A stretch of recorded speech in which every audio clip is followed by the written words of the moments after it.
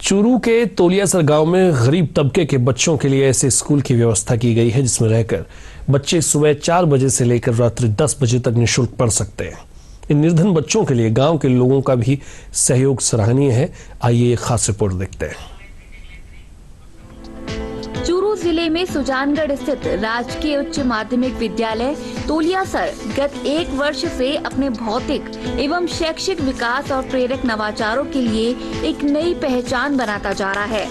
इस विद्यालय में ऐसे नवाचार किए जा रहे हैं जो कि न केवल प्रदेश स्तर पर बल्कि राष्ट्रीय स्तर पर भी प्रेरक एवं अनुकरणीय है। प्रधानाचार्य कमलेश कुमार तेतरवाल ने शैक्षिक विकास व बेहतर परीक्षा परिणामों के लिए एक योजना प्रस्तुत की, जिसको ग्राम वासियों के सहयोग से लागू किया गया है। इसके लिए विद्यालय की तीनों बोर्ड कक्षाओं के विद्यार्थियों के लिए प्रातः 4 बजे से लेकर रात को 8 बजे तक विद्यालय में रहकर ही अध्ययन करने की व्यवस्था की गई है।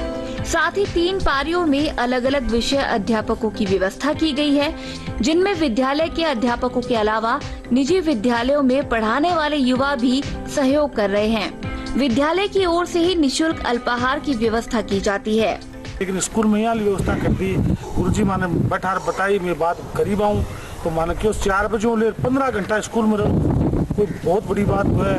पूरा स्टाफ उनकी मदद करनू, 2 घंटा छुट्टी होनी, 1 घंटा लंच, 1 घंटा शाम को, फिर सुबह 4 बजे में छोड़ जावा बच्चा ने, शाम को 10 बजे में बच्चा ले जावा। पूरा नाश्ते पानी की व्यवस्था। इस तरह का नवाचार है वो मेरे हिसाब से तो मैंने 10-12 साल में नहीं देखा। मैंने स्कूल में ऐसा माहौल बन गया है कि बच्चे एक दूसरे से कंपटीशन करने लगे हैं कि मेरे सबसे ज़्यादा अंक हैं। और ये जो बोर्ड कक्षाएँ हैं 8वीं 10वीं 12वीं, इसके अलावा 5वीं 6वीं के बच्चे भी आने लगे हैं, वो भी नवोदय के फॉर्म भरवाए हैं। हमारे गांव के जो युवा हैं, जैसे मैं हूं और इसके अलावा मेरे साथ साथी हैं, वो भी उन बच्चों की हेल्प करने के लिए यहाँ पे कम से कम 5-6 घंटे यहाँ पे मौजूद रहते हैं। इसके अलावा सभी प्रकार की सुविधाएं रहती हैं। सभी कक्षाओं में गर्मी को देखते हुए पर्याप्त पंखे व रोशनी हेतु लाइट्स लगवाई गई हैं। साथ ही विद्यार्थियों को पठन सामग्री भी निःशुल्क उपलब्ध करवाई जाती है।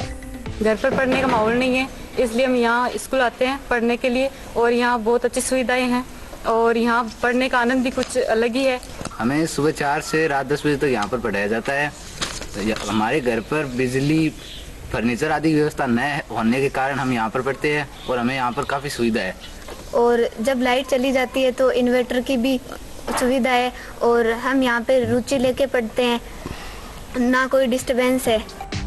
पहले ये विद्यालय एक जीर्ण शीर्ण हालत वाला खंडर सा था, जो अब पूरी तरह से दूसरे स्वरूप में आ चुका है।